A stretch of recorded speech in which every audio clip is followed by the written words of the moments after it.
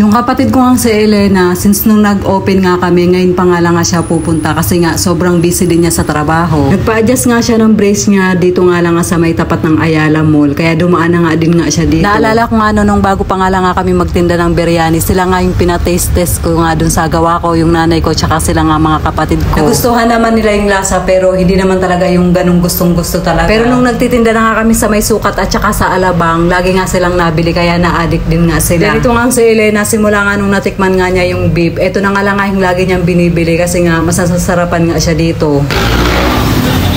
Mukbang ka raw. Sarap. Parang mas masarap yan. Siyempre, nasa pwesto na kami. Kainat kasi pagka dito.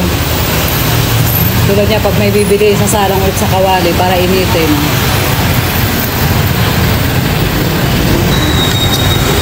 Nag-extra rice pa talaga siya. Baka gusto mo pa lemon. Tama na yan? Kaya pala siguro nagpagutom ka eh. Magmumukbang ka eh. Mabigat sa tiyan yung biryani eh. Nalimutan ni Gerald na hindi naman nilalagay yung french fries dito.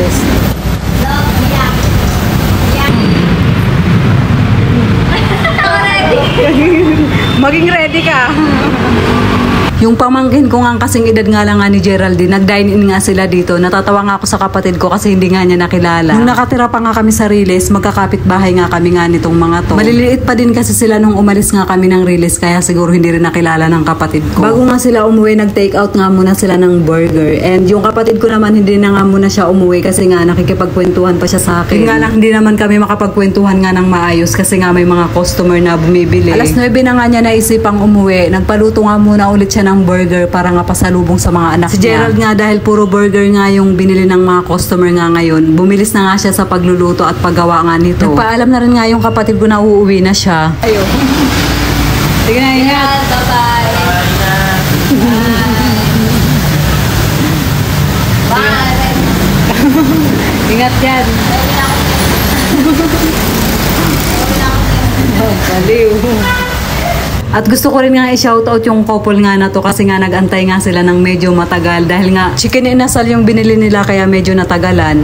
Haggard than lola nyo. Gerald to.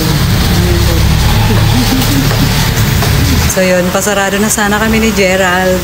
May humabol.